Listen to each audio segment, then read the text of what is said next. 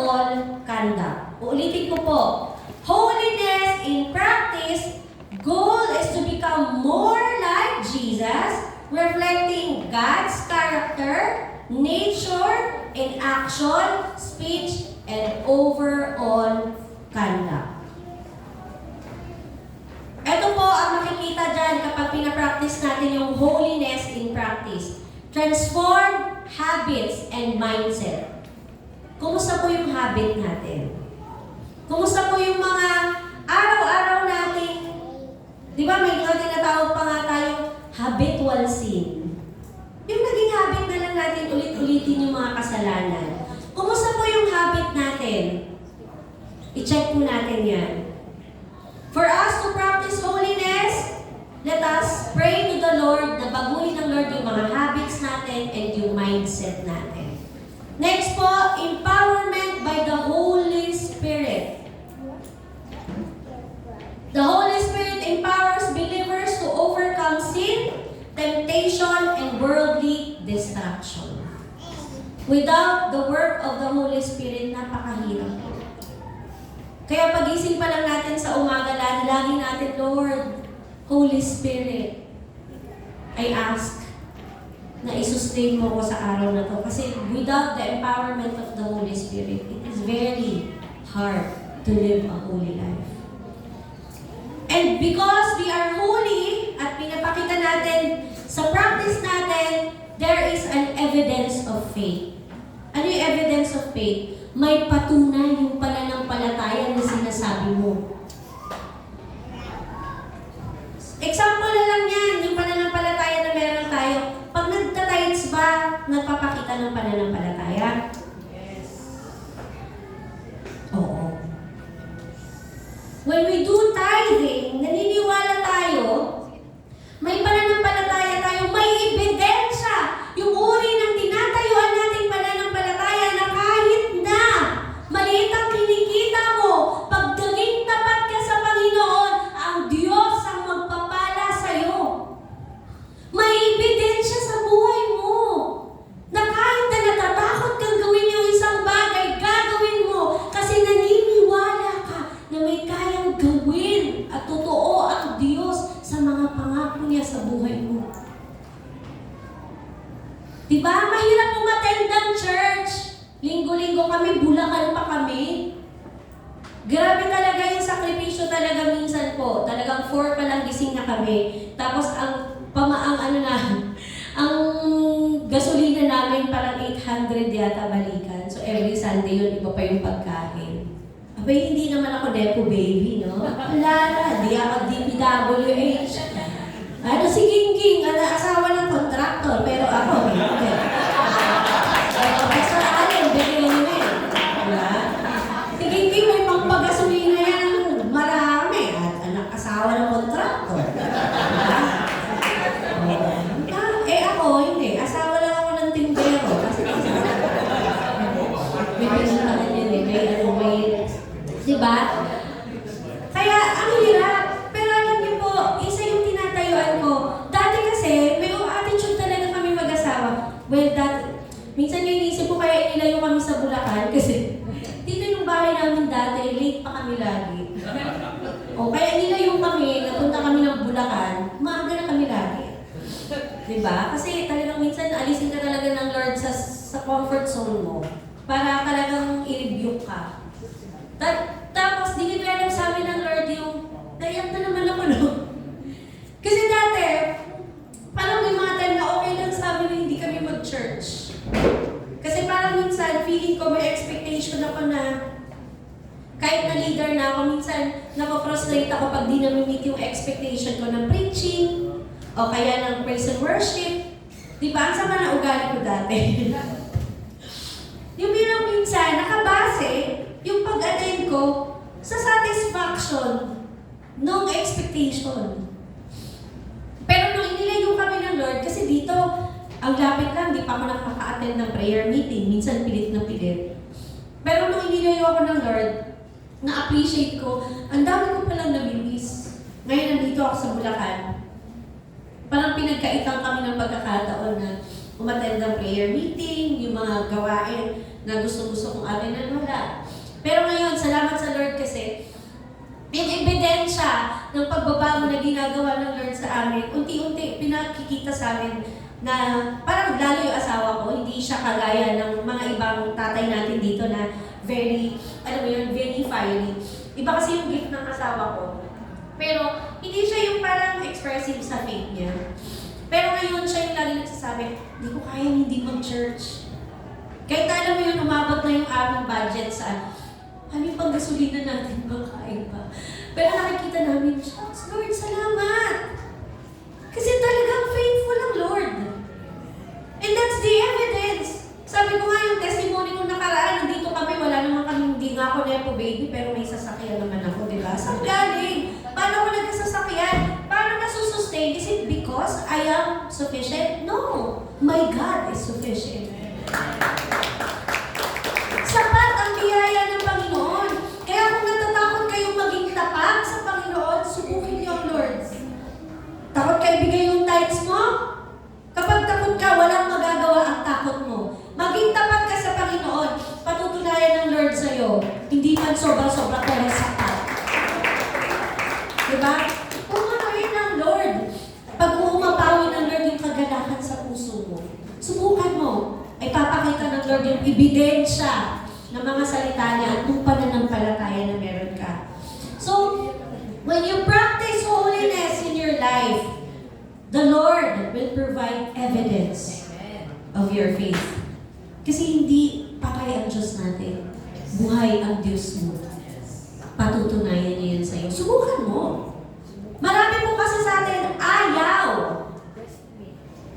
Takot tayo, Lord, self-sufficient ako. Malakas naman ako. I can work for my family. No. Allow God na i-prove niya na Diyos siya sa buhay. And that's the time you will appreciate the truthfulness ng mga pangako ng Panginoon. Next po, focus on love and obedience. Our work is to focus on love and obedience. Do not worry about anything. Just focus. Mahalin mo yung iba. Kagaya ng topic namin kahapon, love others even if they are not lovable. Diba? Minsan mahirap magmahal, pero yun yung focus eh. When you practice holiness, hindi mo tinitingnan yung kahinaan ng kapatiran mo. Ang tinitingnan mo, yung kayang gawin ng Diyos sa buhay ng tao na yan. And when you choose to practice holiness, you will obey. Wala nang keme-keme pa. Obey agad. Pero minsan mahirap sumunod. Kailangan mo na paluin. Opo, kailangan mo na mapalo. Huwag na natin antayin mapalo tayo, okay? So, when we practice holiness, we focus on love and obedience. Next, community aspect. Ito po yung sinasabi. The concept of being a holy nation is not a solitary one. It emphasizes the collective nature of believers or saints who gather together to worship and to support one another in their pursuit for holiness.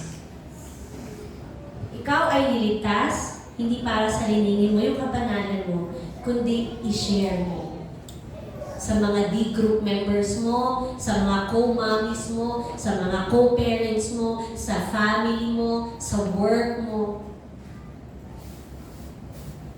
Diba? We are, alam mo yun, nasa spiritual community tayo, and we are to uplift each other.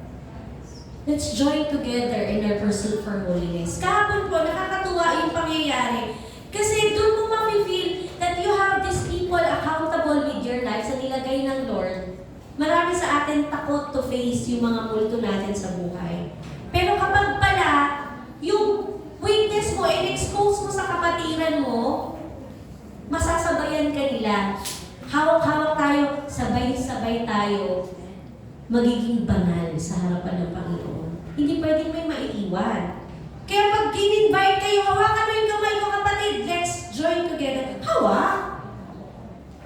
Huwag ka nang, ayoko nga. Hawak, kapatid.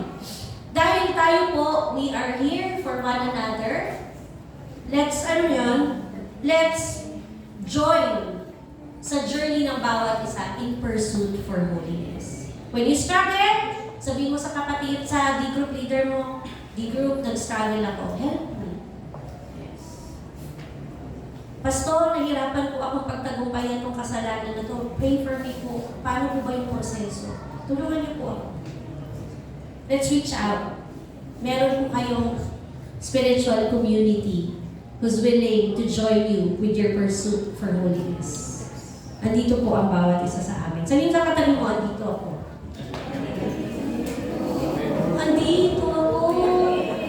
Hindi ibig sabihin. Grabe. Ako lang. Number 3 po, holiness as witness. Ito po, tayo po ay tinawag hindi lang para mamuhay ng may kabanalan, mamuhay ng kakaiba, hindi lang para i-practice yung holiness, kundi para po ang bawat isa sa atin ay maging witness. To be part of God's Great Commission. To share the gospel. To reflect God's character. Number 1. Holiness as witness, it is glorifying God dahil sa nakikita nila sa buhay o sa uri ng pamumuhay na meron tayo. And we are being a witness. Our testimony, nagiging witness po yan sa iba. It reflects God's character. Nakikita buhay sa buhay natin yung character ng Diyos. Next, it demonstrates God's power. Yun pong kabanalan ng Panginoon sa buhay natin, it demonstrates God's power in us. Number 3 po, it emphasizes the gospel message. By living with integrity, compassion, humility, believer lives stand in contrast to the values of this world. We choose. When the world tells us, chase fame. Di ba tayo, lalo pag may tinapos tayo, alam niyo po ako noon, minsan na-frustrate ako, no? Graduate ako ng 2 course. Graduate ako ng BS HRM, BS Psychology, pero asan ako? I'm a full-time mom and a housewife. Perks na lang yung naka-work from home job. Minsan iniisip ko, nakaka-frustrate, Lord, no? 2 course, nanay! 2 course ko! Dapat manager na ako ngayon. Ano ko manager ng bahay? Na-stress ako walang bayad. Sa totoo lang, minsan nakaka-frustrate yung buhay. It's so unfair. Diba? Because the world, ang mundo sinasabi sa'yo, maging strong and independent ka. Dapat may career ka. You choose fame. You chase money. Kasi money is power. Pag may pera ka, friends ko lahat siya. Hindi, diba? Ito talaga yung konsepto ng mundo eh. Habulin mo yung pera, magpayaman ka. Magpalamu-lamu ka sa OT. Huwag ka na mag-church. May opportunity. Sayang yung double pay. Diba? You chase fame. You chase power. You chase money. You choose career. Pero alam niyo po, sinampal ako ng katotohanan nung na-realize ko na kahit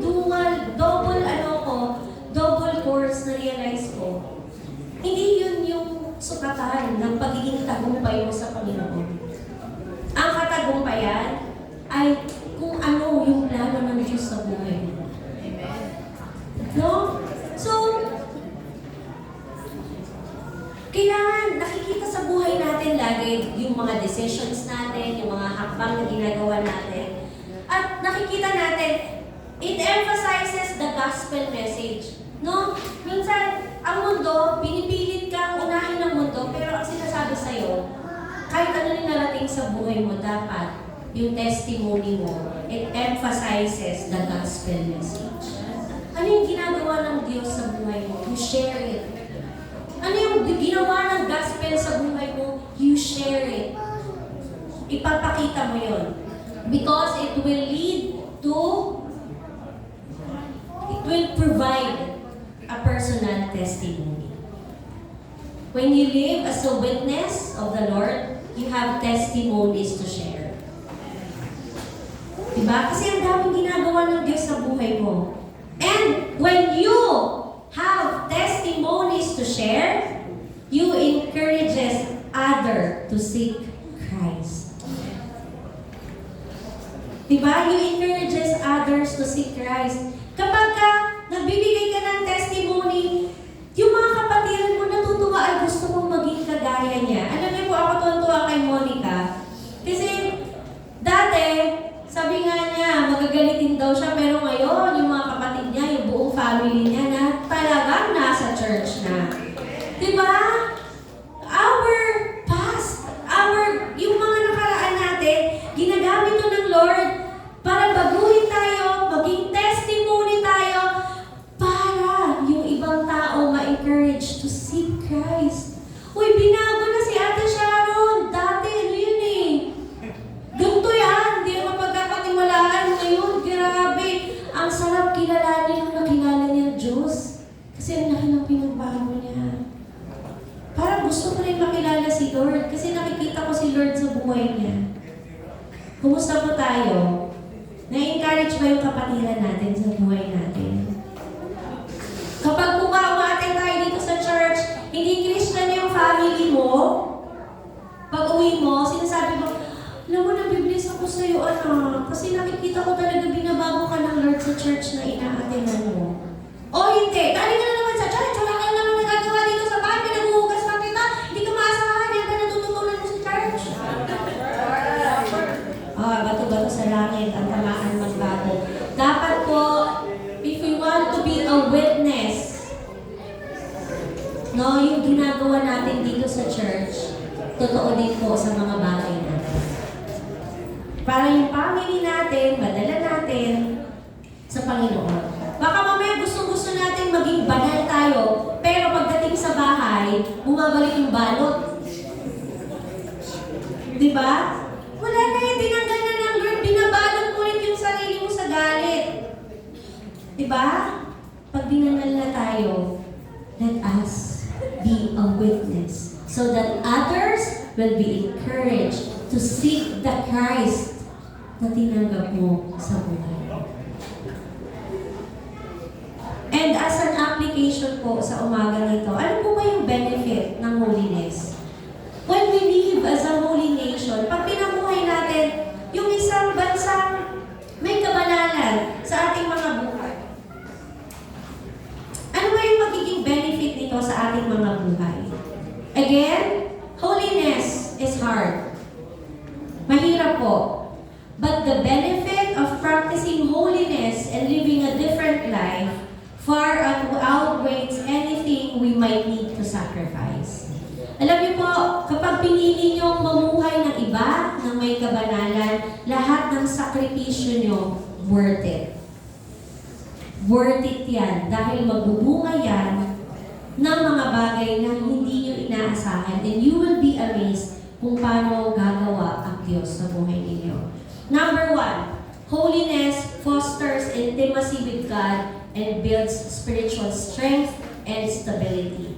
Kapag tayo po, practice natin yung holiness, nag-lead to sa mas malalim na pagkakilala sa Panginoon at nagbibuild tayo ng spiritual strength and stability. Walang anumang lindol, walang anumang bigwan na kinakatakutan natin lahat ang pwedeng yumanig sa uri ng pananampalataya at spiritual na kalakasan na meron tayo kapag practice natin yung holiness. Number 2, holy living makes us useful and effective. Kapag tayo po ay namumuhay na may kabanalan, nagiging effective tayo, nagiging useful tayo, nagiging totoo yung sinasabi natin kasi nakikita sa atin. We will be effective. We will be useful. Next, our holy life causes people around us to glorify God. Diba ang sarap marinig na salamat sa buhay ni Pastor Ali, na-bless talaga ako dahil sa buhay niya talagang tinanggap ko si Kristo. Diba ang sarap? Thank you po sa buhay ng D-group leader ko, kay Kuya Joseph, kasi po dahil sa kanya, binalikan ko ng Lord sa pamilya ng Diyos. Akala ko wala na akong pag-asa. Mas mahirap marinig si Ate Sharon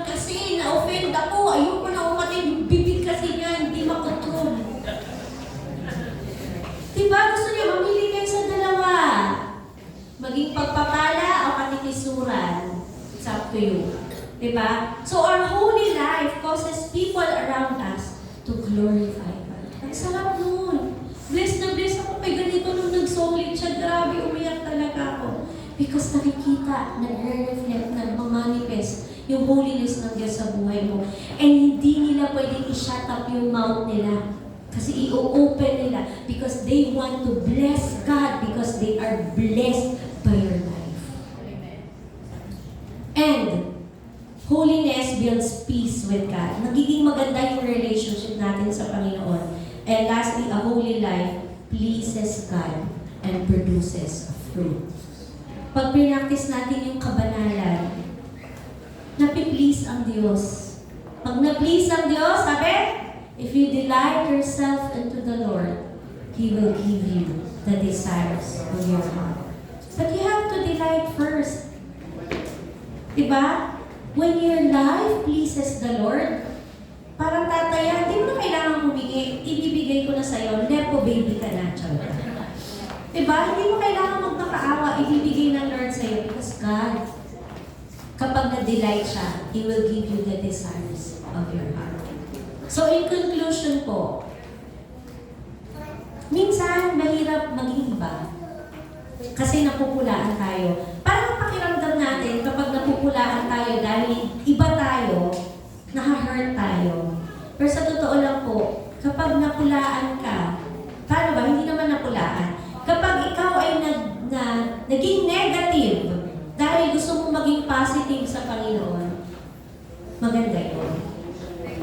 Kapag ikaw ay tinutuya para sa Panginoon, kapag ikaw ay nagiging iba para sa Panginoon, it's a good news. Hindi ka nagbi-blend in. Nagsa-stand out ka. Mahirap. Pero sa tulong at sa biyaya ng Panginoon, tayo po bilang isang church, I am a holy nation as an individual. We are a holy nation as a community of the Lord. We are a holy nation as a church. Let's join together in our pursuit of holiness. Walang maiiwan.